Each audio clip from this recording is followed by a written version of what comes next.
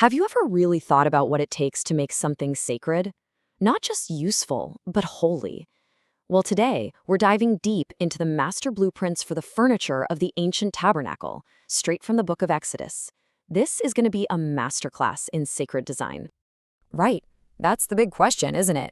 This isn't just about building a few pieces of furniture. We're talking about a super specific, totally intentional process of transformation. So let's follow the plans and see exactly how they did it, piece by magnificent piece.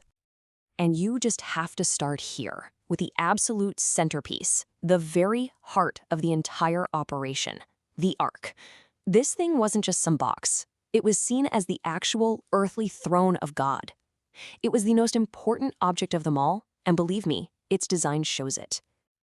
Okay, so the basic plan looks pretty straightforward, but every single choice here is loaded with meaning. The foundation is acacia wood.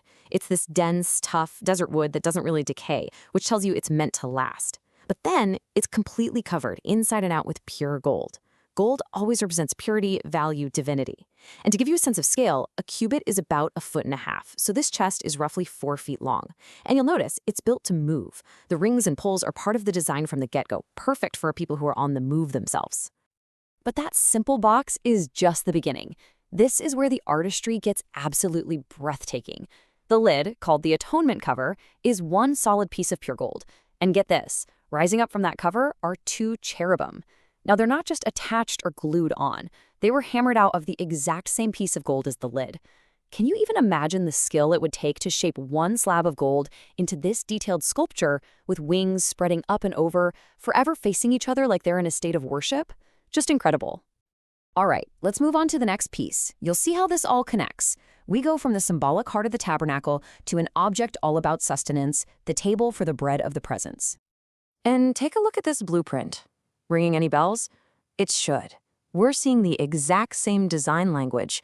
You got your acacia wood core, and it's totally covered in gold. It's a little smaller than the Ark, but look, it's also designed to be portable with that same system of rings and poles. See? A clear pattern is definitely starting to emerge here. Now, the unique details for the table are all about its job. It's got this rim, about the width of your hand to keep things from sliding off. And the table came with its own accessories. A whole set of solid gold plates, bowls, and pitchers, all perfectly made to match. They really thought of everything. So, we've covered the heart and the sustenance. Now let's turn to the source of light.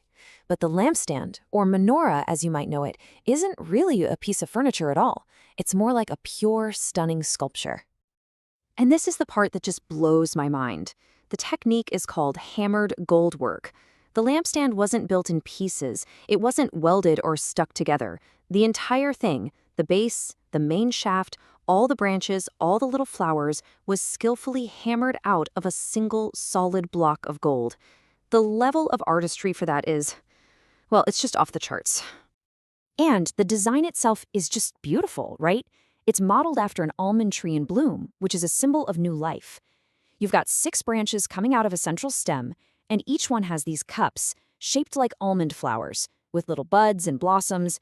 And notice that key phrase is repeated again and again, of one piece with the lampstand. They really want us to understand this wasn't an assembly job, it was a single, unified sculpture of gold. Now, the blueprint is super specific about how much gold to use for the lampstand and all its tools, the wick trimmers and trays. The amount was exactly 1 talent. So, what on earth does that mean? It means they started with about 75 pounds of solid gold. To put that in perspective, that's roughly the weight of a 10-year-old kid.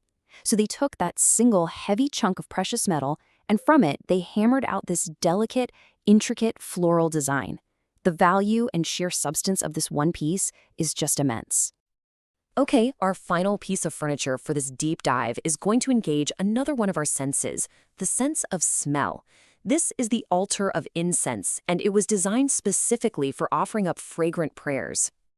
By now, you know the drill, right? We're following that same design language, acacia wood covered in gold.